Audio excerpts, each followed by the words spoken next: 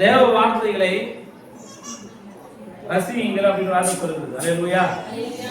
தேவ வார்த்தையை நம்ம ரசிக்கணுமா? முதல்ல சங்கீதம் 119:18 வசனம்.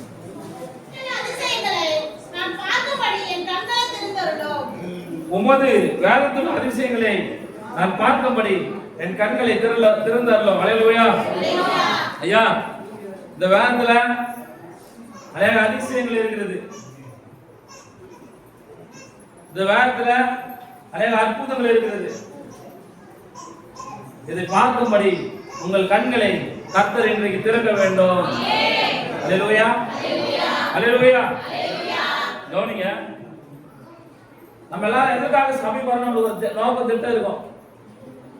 ஒவ்வொரு பர்பஸ்க்காக சபைக்கு வருவீங்க.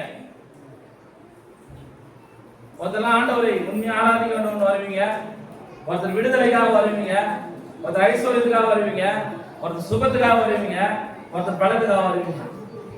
உமது வேதத்தில் அதிசயங்கள் எல்லாம் விவரிக்கும்படி என் கண்களை திறந்தரணும். அல்லேலூயா.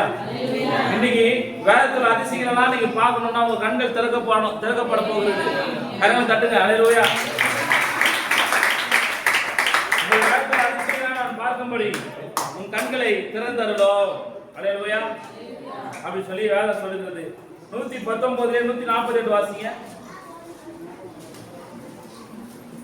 119:148.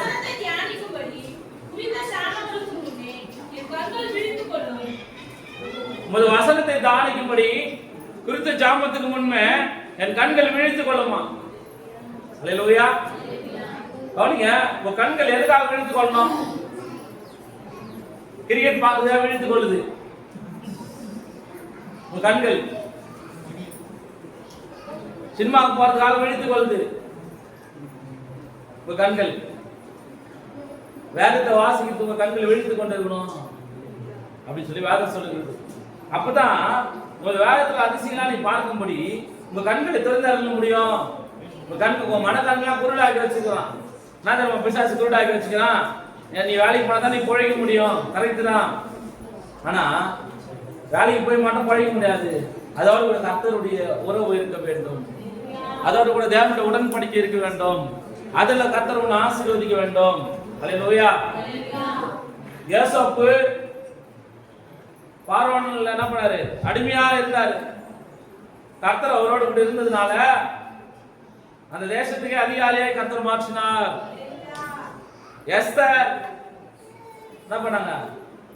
ஒரு சாதாரண எல்லா பெண்கள் போல அவங்க என்ன பண்ணாங்க? அரண்மனைக்கு அழைத்து செல்லப்பட்டாங்க.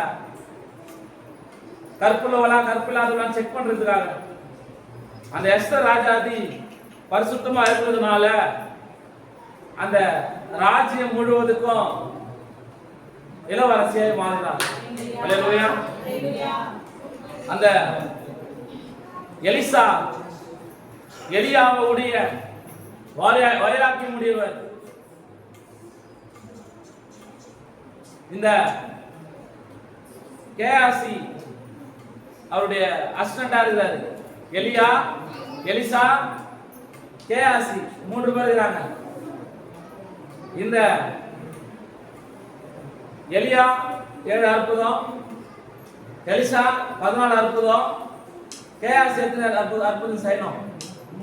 கண்டிப்பான அற்புதம் எத்தனை வாங்கணும்? 28 அற்புதம் செய்திருக்கணும். அல்லேலூயா. ஆனா குஷ்டமுள்ள நாகமான் கையில எலிசா வேணான்னு சொன்ன காணிக்க அவன் வாங்கினதுனால அவன் கை குஷ்டமா மாறிச்சு.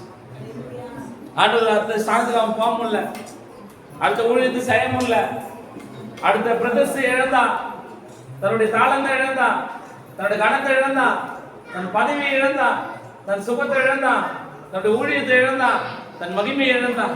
அல்லேலூயா. அது போல மாற்று வசத்திற்காக, ஆகாரத்துக்காக தன் ஜீவனை இழக்கக்கூடாது. உலகத்தில் கர்த்தர் உங்கள் கண்கள் எல்லாம் திறக்கக்கூடியவராக இருக்கிறார். அல்லேலூயா. ஆதியாகமம் 31ஆம் அதிகாரம் 4ஆம் வசனம்.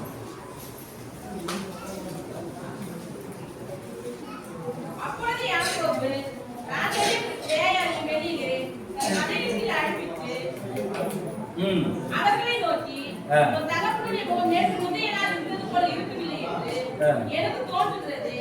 ஆனாலும் என் தகப்பனுடைய தேவன் என்னோடு கூட இருக்கிறார்.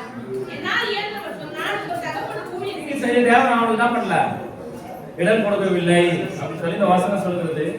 அப்போஸ்தலர் 18ஆம் அதிகாரம் 9ஆம் வசனம் வாசிங்க.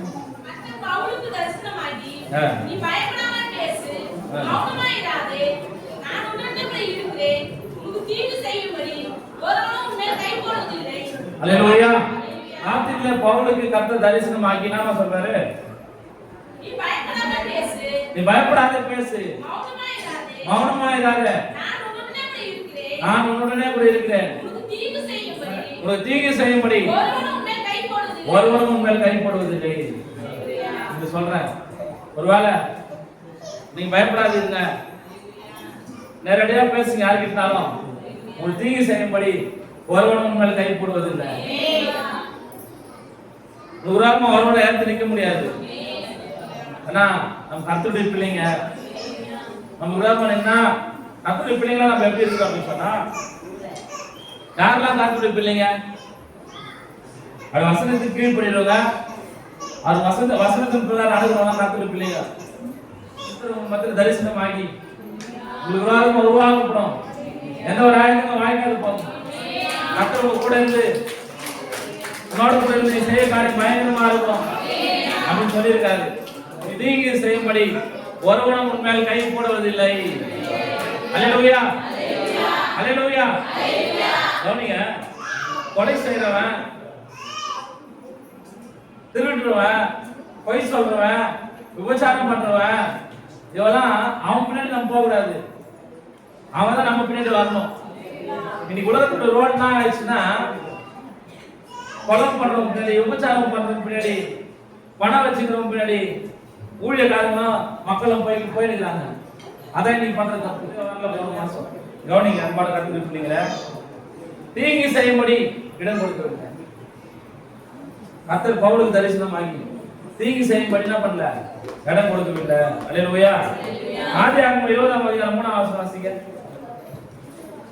ஆதியாகமம் 23 வாசிங்க.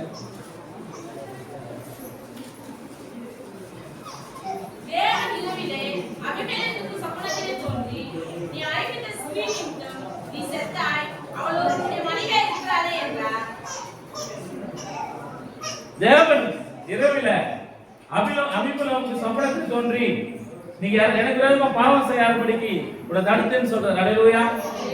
நீங்க பாவம் செய்யணும்னு முடிவு பண்ணிட்டீங்க, ஆண்டவர் வந்து நைட்டு உங்களுடைய பேசுறாரு. மறுநாள் உங்களுடைய பாவத்தினுடைய பிளான மாத்திருவீங்களா? நீங்க நைட்டு பாவம் செய்யணும், காலைல போய் பாவம் செய்யணும் முடிவு எடுத்துட்டீங்க. ஆண்டவர் உங்களால பேசுறாரு, பாவம் ஆனா விட்டுருவீங்களா? நம்மள பாவத்தை எப்ப திரும்ப வர்றோம்? அசிங்கப்பட்டு தான் வர்றோம், அதுல மூழ்கி தான் வர்றோம், அதுல நம்ம பேரை கெட்ட பேர் ஆகி தான் வர்றோம். கவனிங்க, அபிமெலேக்கு மிகப்பெரிய ராஜா. ஆபிரகாம் ஆண்டவர் சொல்றாரு, உன் தேசத்தையும் வெண்ணத்தையும் வீட்டையும் எல்லாம் வச்சு விட்டு நான் உங்களுக்கு காண்பிக்க தேசத்துக்கு போ அப்படின்னு சொல்றாரு. அந்த தேசத்துல போன உடனே அவன் மனைவி தூக்குறான். எப்படி இருக்கும்? அந்த தேசத்துடைய ராஜா அவன் மனைவி தூக்குறான். அப்பதான் ஆண்டவர் சொன்னாரு, ஈரோனோட மனைவியை தூக்கிட்டா எப்படி படம் ஓடும், தூக்குடா, அபிமெலேக்கு தூக்குடா அப்படின்னு சொல்லி நைட்டா அபிமெலேக்கு தூக்குறாரு. அல்லேலூயா. நைட்டா அபிமெலேக்கு தூக்கி நீ என்ன பண்ணக்கூடாது, பாவம் செய்யக்கூடாது, அது ஆபிரகாம் மனைவி அதுன்னு சொல்லி சொப்பனத்தில் அவனை பத்திர பேசுறாரு. அபிமெலேக்கு வந்து பொண்ணையும் பொருளையும் கொடுத்து, தேவனுடைய மனுஷன நான் செஞ்ச தப்பு தான், நீ ஏன் உங்க சகோதரின்னு சொன்ன அப்படின்னு சொல்லி வணக்க வச்சு போறாரு. இன்னைக்கு உங்க குடும்பத்துக்கு விரோதமா, உங்க குடும்பத்துடைய காரியங்களுக்கு விரோதமா நீங்க மனசுல நினைச்சுக்கிற பாவங்கள் கர்த்தர் பேசினா விட்டு விடுங்கள். அபிமெலேக்கு போல பரிசுத்தங்களோட மாறுங்க, கர்த்தருக்கு பயப்படுறவனா இருங்க. அபிமெலேக்கு சாராயத்துக்கு ஆசைப்பட்டு அடைய நினைச்சாரு. இரவுல கர்த்தர் ஒரே வார்த்தை பேசினாரு, அமைதியா விட்டாரு. அதுபோல அன்பான வாலிபர்களே, அன்பான சகோதரிகளே, கர்த்தர் இன்றைக்கு அபிமெலேக்கு இருதயத்தை உங்களுக்கு தந்து உங்கள் பாவங்களை இன்றையோட விட்டு விடுங்கள், இரக்கம் பெரியவர்கள் என்று வேதம் சொல்லுகிறது. அல்லேலூயா, அல்லேலூயா. வேதம் சொல்லுகிறது அப்படின்னு நாம் பார்க்கிறோம். ஆண்டவர் தடுத்திருக்கிற அந்த பாவத்தை அப்படின்னு சொல்லி இந்த வசனம் சொல்லுகிறது. ஆதியாகமம் 39:9 வாசித்தீங்களா? இந்த வீட்டிலே என்னிலே பெரியவன் இல்லை, நீ அவனுடைய மனைவியாய் இருக்கிறபடியால் உன்னை தவிர வேறொன்றையும் அவர் எனக்கு விலக்கி வைக்கவில்லை. இப்போ பாருங்க, யோசேப்புடைய வாழ்க்கையில போத்திபாருடைய மனைவியை அவர் அழைக்கிறாங்க யோசேப்பை சயனிக்கிறதுக்காக. அவர் என்ன பண்றாங்க? அது வேணாம்னு சொல்லி வதில் விட்டு போயிடுறாரு. இதெல்லாம் உங்களுக்கு தெரிஞ்ச சம்பவம். அவர் சொல்ற இந்த வீட்டுல எல்லாத்தையும் எனக்கு ஆளுக்கு அதிகாரம் கொடுத்துருக்காரு உங்களை தவிர அப்படின்னு சொல்லி தன்னுடைய வஸ்திரத்தை விட்டு ஓடி போயிருக்காரு. அல்லேலூயா. நான் சொல்றேன், ஒருவேளை உங்க நகை போலாம், உங்க பணம் போலாம், உங்க வஸ்திரம் போலாம், உங்க ஆஸ்தி போலாம், உங்க அந்தஸ்து போலாம். ஆண்டவர் உங்களுக்கு கொடுத்த சரீரம் பண்ண பாவத்தை விடக்கூடாது. நகை பணம் வாங்கிக்கலாம், வஸ்திரம் பணம் வாங்கிக்கலாம், பெயர் பணம் வாங்கிக்கலாம், புகழ் பணம் வாங்கிக்கலாம், பரிசுத்த பணம் வாங்கவே முடியாது. அல்லேலூயா, அல்லேலூயா. நீங்க எத்தனை லட்சத்தாலும் ஆண்டவர் உங்களுக்கு தருவாரு. ஆனா உங்க சரீரத்தை நீங்கள் பாவத்திற்குள்ள ஆகிட்டீங்கன்னா ஒரு நாள் அதை வாங்க முடியாது. நிறைய பேர் பாத்தீங்கன்னா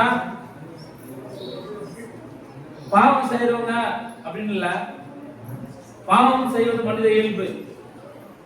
அது உள்ள மூழ்கி கிடப்பதான் பிசாசினால. அதனால பாவம் செய்து தேவ மகிமை அச்சவர்களா மாறிவிடக்கூடாது. அதுல இருந்து எழுப்பி ஆண்டவரிடத்துல பிரயாசிக்கிறவர்களாக நம்ம இருக்க வேண்டும் என்று உங்களுக்கு சொல்லுகிற நண்பான கருத்து. பாவம் என்றால் என்ன? விபச்சாரம் செய்வது பாவம், வேசித்தனம் செய்வது பாவம், கொலை செய்வது பாவம், அக்கிரமம் செய்வது பாவம், அநியாயம் செய்வது பாவம் சொல்றோம், துரோகம் செய்வது பாவம் சொல்றோம். ஆண்டவர் அறிவிக்காமல் இருப்பது பாவம் தான். ஆண்டவரை பத்தி மற்றவங்க சொல்லாமல் இருக்கிறது பாவம் தான். அல்லேலூயா. நீங்க சொல்றீங்க, ஐயா இதெல்லாம் அவங்களாம் இப்படி அப்படியே அவங்களாம் சொல்ல முடியாதுயா. நான் சொல்லட்டுங்களா?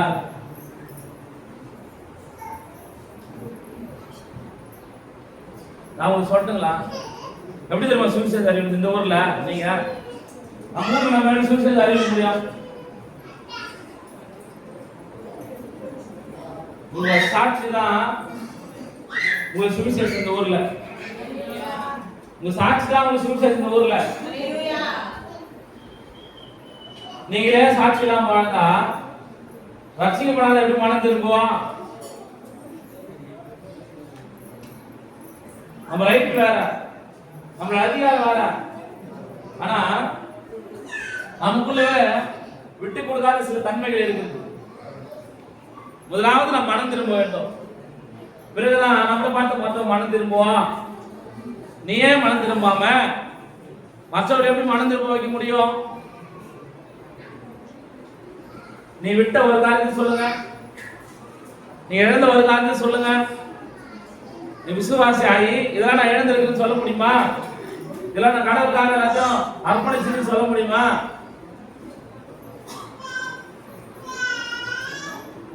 அதான் சொல்லிட்டேன், ஆரம்ப காலகட்டத்தில் ஊழியர்களுக்கு நம்ம பணம் கொடுத்து சபையை வாங்க வேண்டியது இருக்கும். அடுத்த கட்டத்துல கர்த்தரே தருவார். உங்களுக்கு சொல்றேன், முதல்ல நீங்க கஷ்டப்பட்டு விதைச்சிருக்கலாம், இனிமேல் உங்களுக்கு வரதா தேவன் தரதான். சொல்றல இந்த மாலினி இருக்கு, சாந்தி சேர்த்து வச்சா இல்லாமலை சேர்த்து வச்சானே தெரியாது. நீ உன் பசங்களுக்கு சேர்த்து அப்படி ஆசீர்வாதம் பண்ணுவாங்க, தலைமலை வந்து பழிக்கும். அத்தை நீ வாங்குவாய், இடங்களை வாங்குவாய், ஆசைகளை சேர்ப்பா, எல்லாம் கட்டு உங்க வாழ்க்கையில் பெரிய காரணம். ஏன் தெரியுமா மாணவி சொன்ன? இப்ப இருக்கிறத ரொம்ப கஷ்டத்துல இருக்கிறாங்க. கஷ்டத்துல இருக்கிறவங்கள நம்ம ஆசீர்வதிக்கணும். எல்லாருமே கஷ்டத்துல இருப்பீங்க, சொல்ல மாட்டீங்க. என்கிட்ட சகோதரி மனதான் சொன்னாங்க, எங்க சூழ்நிலை இன்னைக்கு நான் வந்து சொல்றேன், இது இல்லம்மா உன் பிள்ளைங்க இது நாட்டில் அதிகமான வீடுகள் வாங்குவீங்க, அடுத்தவங்க ஆசீர்வாதமா இருப்பாங்க. யார் வந்து ஊழியக்காரர் குறைகள் சொல்றீங்களோ அவங்களுக்காக நான் என்ன பண்ண தனிப்பட்ட ரீதியா ஜெபம் பண்ணுவேன். தனிப்பட்ட ரீதியா நம்ம ஜெபிக்கும் போது கர்த்தர் அற்புதம் செய்வாரு. கர்த்தர் எப்படி பார்க்க மாட்டாரு சொன்னா, நீ செய்யற காரியங்களை அவர் பார்க்க மாட்டாரு, இருதயத்தை தான் அவர் பார்க்கிறாரு. உன் கலரு, உன் அழகு, உன்னுடைய உடையெல்லாம் அவர் பார்க்கறது இல்லை. அவர் பார்க்கறது உன் இருதயம். இருதயத்தை தான் அவர் பார்க்கிறாரு. இருதயத்தில் இருக்கிற எல்லாம் குறைகளை என்ன பண்றாரு? மன்னிக்கிறவரா இருக்கிறார். அல்லேலூயா. நான் சொல்றேன் கேளுங்க. உங்களுடைய ஒவ்வொருத்தருடைய தனிப்பட்ட வாழ்க்கையில் நான் இருப்பேன். ஒவ்வொருத்தருடைய தனிப்பட்ட குடும்பத்திலும் நான் இருப்பேன். ஒருத்தருக்கு மாற்றம் இல்லை, எல்லாருடைய குடும்பத்திலையும் நான் முன்னின்று கர்த்தருடைய சமூகத்தில் செயல்பட்டு கொண்டிருக்கிறேன். அல்லேலூயா. உங்க பிரச்சனை என் பிரச்சனை, உங்க பாடு என் பாடு, உங்களுடைய பாவங்கள் என்னுடைய பாவம். அப்படிதான் இது வரைக்கும் நான் என்ன பண்றேன்? செயல்படுத்திக் கொண்டிருக்கிறேன். அதனால அன்பான கர்த்தருடைய பிள்ளைகளே, நீங்களாம் தீங்கு செய்ய அவர் இடம் கொடுக்கவில்லை, பாவம் செய்ய அவர் இடம் கொடுக்கவில்லை. 1 சாமுவேல் 23:14 முடிக்கிறேன்.